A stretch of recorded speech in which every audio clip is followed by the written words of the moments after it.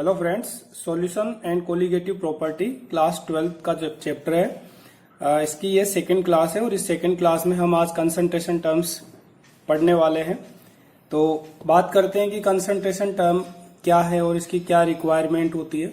जैसे हमने पिछली क्लास में बात की थी कि हम एक सॉल्यूशन प्रिपेयर करते हैं, तो सॉल्यूशन जैसे बाइनरी सॉल्यूशन की बात करें, बाइनरी सॉल्यूशन का एग्जांपल लें तो इसके अंदर एक होता है सॉल्यूट और साथ में इसमें प्रेजेंट होता है सॉल्वेंट, यानी सॉल्यूट और सॉल्वेंट से मिलकर के एक सॉल्यूशन का फॉर्मेशन होता है। तो इसमें जो सॉल्यूशन हम बनाते हैं उसके अंदर सॉल्वेंट एंड सॉल्यूट, इनकी अमाउंट कितनी है इसकी जानकारी हमें मिलती है बाय द कंसंट्रेशन टर्म्स। तो कंसंट्रेशन टर्म डिफरेंट टाइप की होती है जिसके थ्रू हमें ये पता लगता है कि हमारा जो सॉल्यूशन है उसमें सॉल्यूट एंड सॉल्वेंट की अमाउंट क्या है, किस रेशियो में ली गई है। अब कंसंट्रेशन टर्म्स क्या है, कितने टाइप की है, तो जैसे अगर हम बात करें कि हमने 60 ग्राम NaOH सोडियम हाइड्रोक्साइड है जो कि 60 ग्राम है, इसको हमने वाटर के अंदर डिजोल्व किया और वाटर में डिजोल्व करके एक सॉल्यूशन हमने प्रिपेयर कर लिया। अब जो सॉल्यूशन हमने प्रिपेयर किया है, मान लो उस सॉल्यूशन का जो वॉल्यूम है वो हमने 2 लीटर बना दिया, यानी 60 ग्राम NaOH को वाटर में डिजोल्व किया एंड सॉल्यूशन को 2 लीटर में कन्वर्ट कर दिया। अब हमसे पूछेगा कि इस सॉल्यूशन की कंसंट्रेशंस क्या क्या है, तो हम इस सॉल्यूशन के अंदर सॉल्यूट एंड सॉल्वेंट की जो अमाउंट है उनको बता सकते हैं इन टर्म्स ऑफ कंसंट्रेशन। तो जैसे यहाँ पर हम कंसंट्रेशन की जो टर्म है उसके अकॉर्डिंग बात करें तो हमारे पास में अलग अलग कंसंट्रेशन टर्म्स होती है। कंसंट्रेशन टर्म में सबसे पहले है नंबर 1 मोलेरिटी, जिसको हम रिप्रेजेंट करते हैं by capital M। Number 2 molality, ये है small m। Number 3 mole fraction, इसको हम रिप्रेजेंट करते हैं मोल फ्रैक्शन को बाय x। नंबर 4 है लाइक परसेंटेज कंपोजिशन,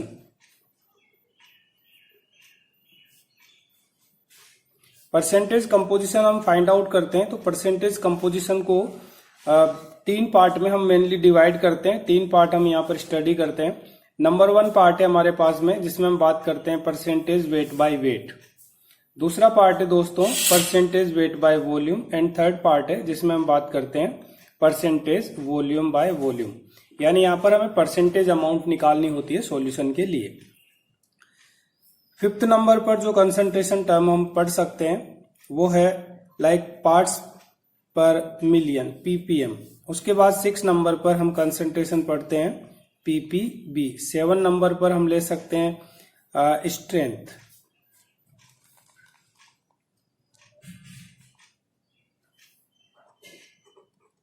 स्ट्रेंथ की जो यूनिट है वो होती है ग्राम पर लीटर में, तो स्ट्रेंथ हमें फाइंड आउट करनी है ग्राम पर लीटर। नंबर 8 यहां पर हम फाइंड आउट कर सकते हैं like normality, that is capital N।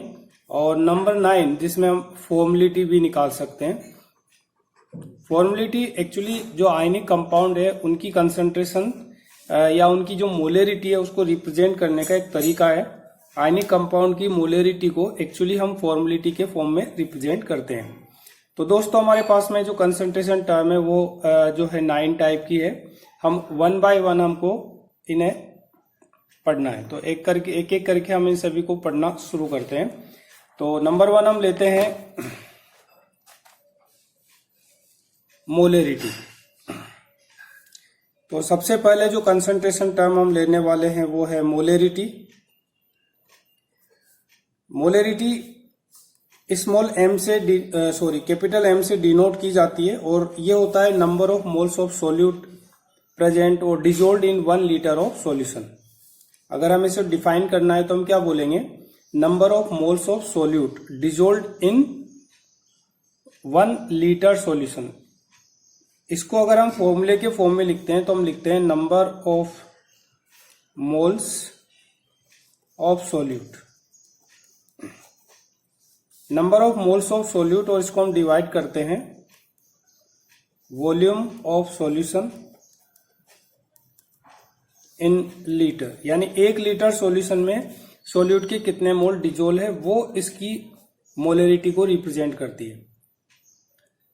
अब number of moles of solute कैसे निकालते हैं, जैसे अपन बात करते हैं कि अगर हमें मास गिवन है और मोलर मास गिवन है, उसके बाद हमें मोल निकालने हैं, तो हम यहां पर बोलेंगे कि this is the mass of solute divided by molar mass of solute, तो ये मोल बन जाते हैं। उसके बाद हम वॉल्यूम इन लीटर से डिवाइड कर सकते हैं।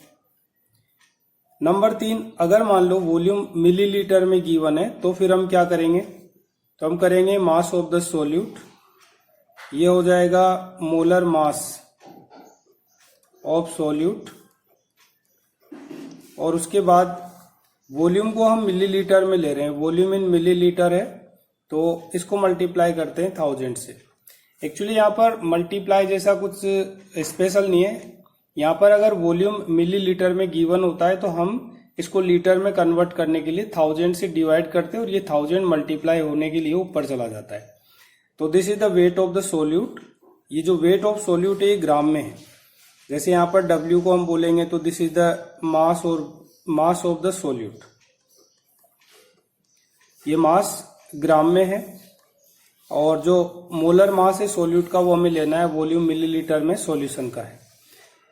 तो इस तरह से हम मोलरिटी को निकाल सकते हैं। दूसरी बात आती है कि मोलरिटी के ऊपर टेम्परेचर का क्या प्रभाव पड़ता है, यानी effect of temperature on molarity.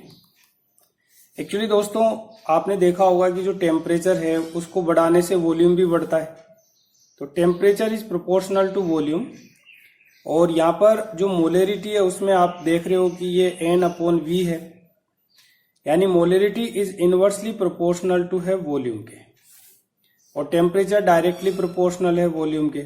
अगर हम वॉल्यूम की जगह पर टेम्परेचर को रिप्लेस कर दें तो हम कहेंगे molarity is inversely proportional to temperature, यानी अगर हम टेम्परेचर को इंक्रीज करेंगे तो molarity of the solution decrease होगी। सो हम यहाँ पर कह सकते हैं कि if temperature of solution increases then molarity will be decreases. तो ऐसा नहीं, बहुत बड़ा वेरिएशन नहीं आता है कि बहुत ज्यादा वेरिएशन आएगा, बट थ्योरेटिकली हम बात करेंगे तो हम जरूर बोलेंगे कि मोलरिटी टेम्परेचर पर डिपेंड करती है और इसका इफेक्ट इस तरह से आपको मिलता है। नाउ इसी में मोलरिटी का हम फॉर्मूला पार्ट पहले पढ़ लेते हैं, उसके बाद हम इसके न्यूमेरिकल्स करेंगे। तो आज की जो क्लास है इसमें हम फॉर्मूले पढ़ेंगे और उसके बाद न्यूमेरिकल्स करेंगे। तो मोलरिटी का जो दूसरा पार्ट है जिसमें हम बात करें डाइल्यूशन ऑफ अ सॉल्यूशन।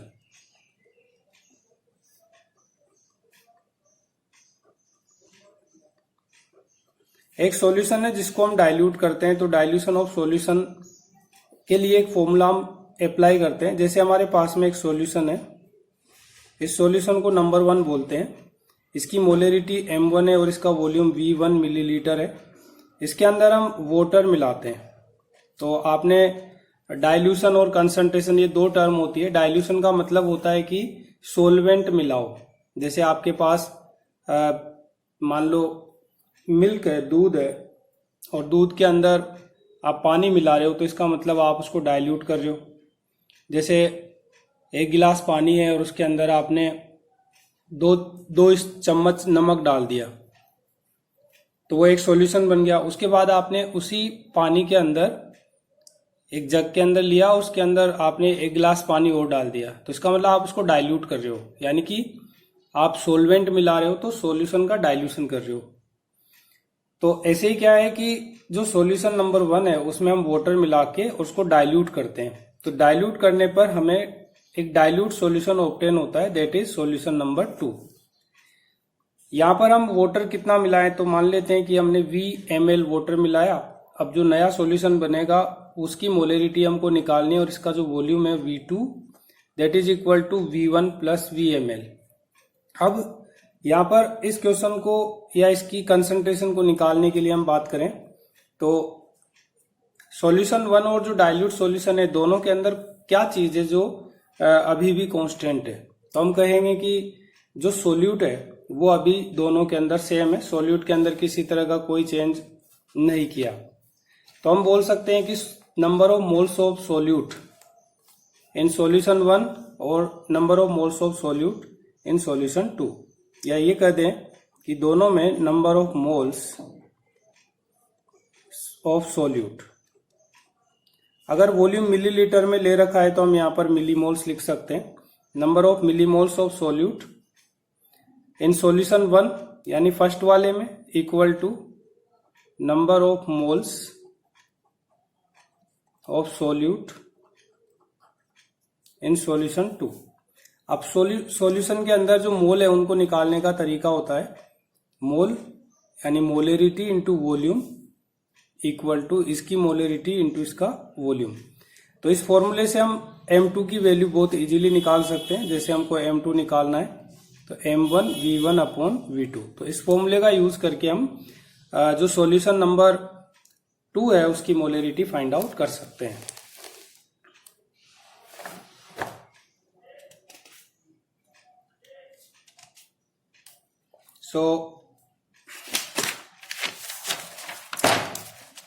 मोलेरिटी के लिए एक और फॉर्मूला है जहां पर हम दो सॉल्यूशंस को मिला के मिक्स करके और एक नया सॉल्यूशन ऑब्टेन करते हैं। तो उसकी कंसंट्रेशन कैसे निकालते हैं?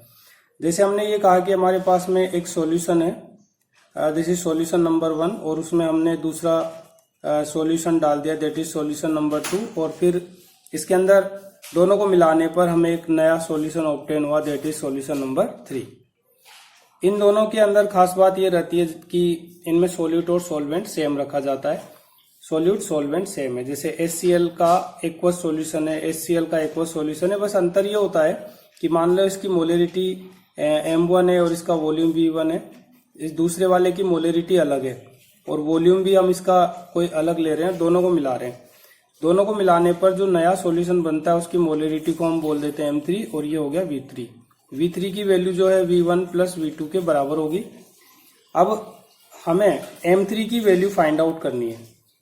तो हम क्या करते हैं कि भाई इसमें जो सोल्यूट के मोल है सॉल्यूशन 1 में वो हमने ले लिए M1 V1 मिलीमोल्स।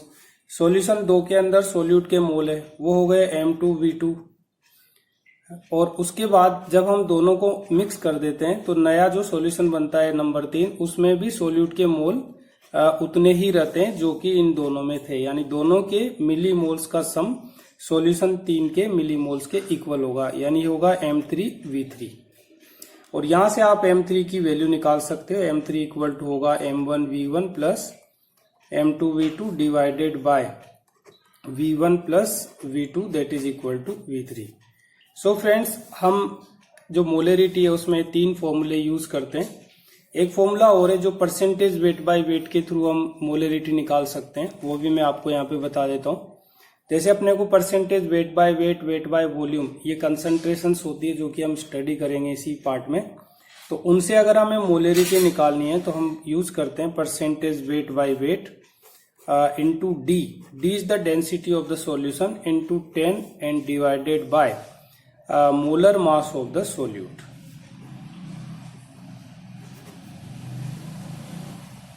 यहां पर जो D है, D is the density of solution in gram per ml। तो एक मोलेरिटी निकालने में हम इस फॉर्मूले का यूज करते हैं। दूसरा, जैसे आपके पास में परसेंटेज वेट बाय वॉल्यूम है तो percentage weight by volume into 10 and divided by molar mass of solute, इसका यूज करते हैं। अब अगर मान लो आपको मोलेरिटी गिवन है और मोलेरिटी से हमें फाइंड आउट करना है नंबर ऑफ मोल्स, तो यहाँ पर जैसे हमने लिखा था कि M इक्वल टू होता है N अपॉन V, तो हमें सोल्यूट के नंबर ऑफ मोल्स निकालने हो तो हम यूज करते हैं M इंटू V। तो these are the number of moles of solute. Similarly अगर हम जो मोलेरिटी गिवन है और वॉल्यूम अगर मिलीलीटर में है और हम दोनों को मल्टीप्लाई करते हैं तो हमें मिलते हैं मिली मोल्स ऑफ द सोल्यूट। तो यहाँ पर मिली मोल्स ऑफ सोल्यूट निकालने का फॉर्मूला ये रहता है। So friends, these are the different formulas to find out molarity of the solution. अब इसके न्यूमेरिकल्स हम अगली क्लास में करेंगे। Thank you.